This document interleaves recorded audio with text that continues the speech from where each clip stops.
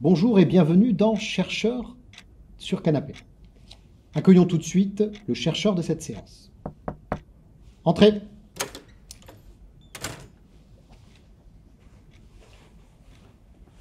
Bonjour docteur.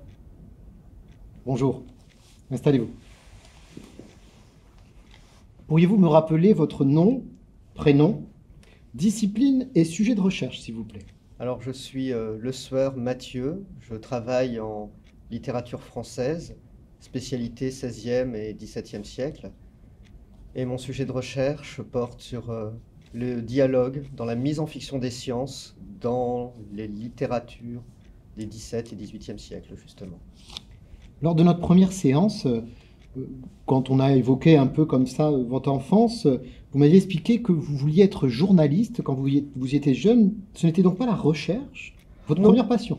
Non, le journalisme, enfin plus ou moins le journalisme. J'avais une vocation. Je savais que j'avais une vocation, mais je ne savais pas en quoi. Du coup, j'ai pensé à être journaliste parce qu'on m'a toujours dit, étant enfant, c'est un métier à vocation. J'ai pensé aussi à être prêtre, parce qu'on m'a dit que prêtre, c'était un métier à vocation. En plus, écrire des serments, être écouté, avoir toute cette foule. Et bon, finalement, je n'avais pas la foi. Donc pour être prêtre, c'était compliqué.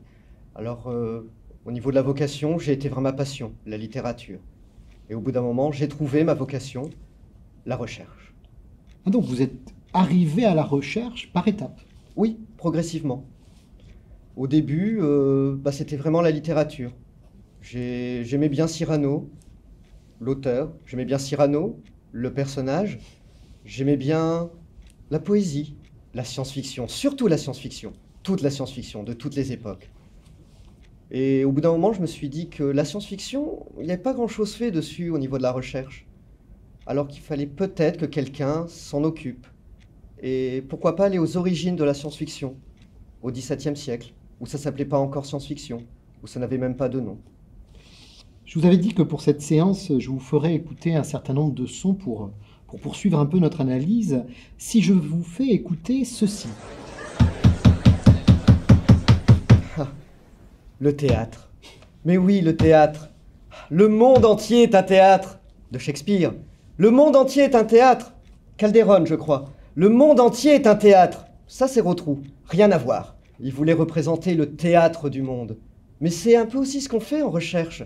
Surtout quand on recherche dans la science-fiction, dans la mise en fiction des sciences.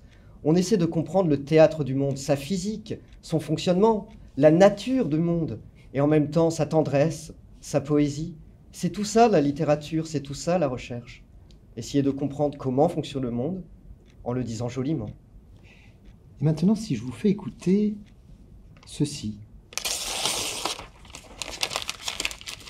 Ah, l'angoisse, l'autodafé, l'interdiction, la censure, Galilée, son procès. Et oui, parfois, quand on est un peu trop en avance sur son temps, que ça plaît pas aux autorités, dire que la Terre est ronde, dire que la Terre tourne autour du Soleil, que l'homme n'est pas au centre de l'univers, ça amène à un procès. Parfois, il faut que la Terre reste bien plate. À Toulouse, Vanini, pour les mêmes raisons, il a été brûlé. Giordano Bruno et tant d'autres. Être chercheur, on dirait pas, mais c'est un métier dangereux, même encore aujourd'hui. Permettez-moi de vous montrer cette image. Qu'est-ce que cela vous suggère? De la joie et de la peur. La joie de découvrir tout ce qu'il y a dans ces livres, dans ces montagnes de livres. La peur d'être enseveli par toutes ces connaissances à l'intérieur. La joie de pouvoir contribuer à en écrire un à nouveau, contribuer à ce monde de la recherche, contribuer à faire avancer les connaissances humaines. La peur que finalement notre travail ait été fait en vain. Une sorte, comme disait Pascal, de silence éternel dans ces espaces infinis. Le chercheur, c'est un petit peu ça. Cyrano. Vous avez évoqué plusieurs fois Cyrano. Il vous obsède toujours, me disiez-vous? Mais Cyrano, c'est tout. Poète, musicien, rimeur, bretteur, philosophe, voyageur aérien, amant aussi un peu, pas trop pour son bien. Cyrano, c'est la perfection. Il a écrit, il a essayé d'avancer plus loin sur le chemin de la physique, essayé de rendre les savoirs de son époque dans un roman plaisant, les États et empires de la lune et du soleil.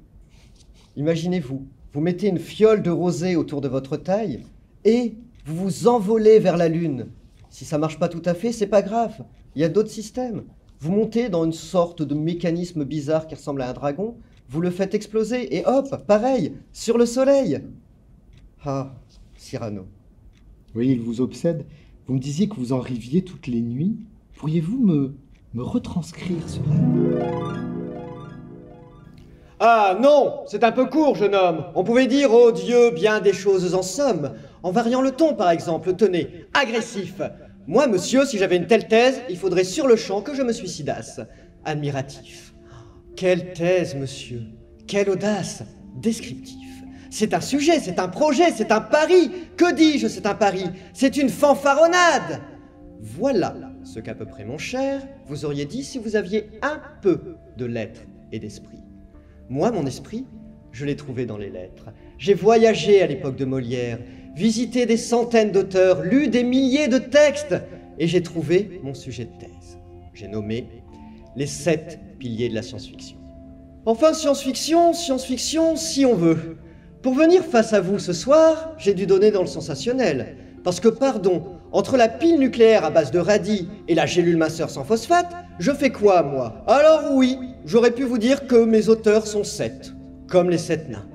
Mais bon, donner dans le merveilleux. Les 7 nains, donc. Joyeux, c'est Cyrano de Bergerac.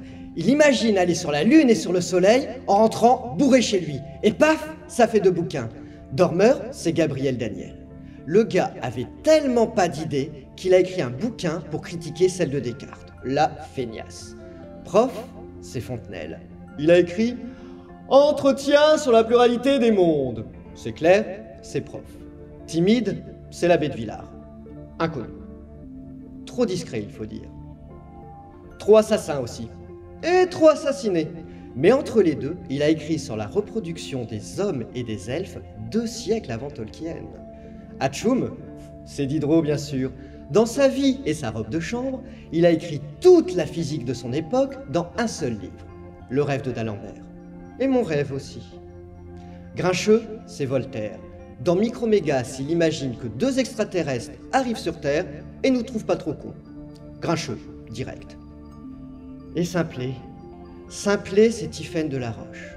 Le gars, il fait de la génétique avec plus d'1 siècle d'avance, mais son best-seller, c'est un bouquin sur la pêche. Alors vous allez me dire, bah t'en fais quoi de tes 7 nains? Eh ben, je lis leurs textes déjà. Et surtout, j'analyse leurs idées. Des idées tellement folles pour l'époque qu'on les a réalisées aujourd'hui. La télévision, le livre audio, le voyage sur la Lune. Bon, pas la reproduction avec les elfes, c'est vrai.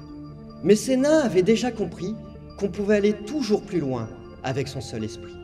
Et ils nous l'ont joliment dit. Avec des personnages et une histoire que j'analyse un peu. Et ils nous l'ont exactement dit, avec une rhétorique et des arguments que j'analyse à fond, surtout dans les dialogues. Et là, je dissèque toutes les idées. Qui dit quoi? Comment? Est-ce faux? Était-ce vrai à l'époque? Et si Louis XIV avait eu la bombe atomique? Alors oui, ma thèse ne sert peut-être pas à grand-chose, si ce n'est à lire ces oubliés, qui me font rire, et réfléchir aussi. Mais elle sert aussi à donner raison au maître, Albert Einstein, chercheur parmi les chercheurs, qui disait « L'imagination est plus importante que la connaissance ». Vous en pensez quoi, docteur? Je crois qu'il faut continuer à chercher.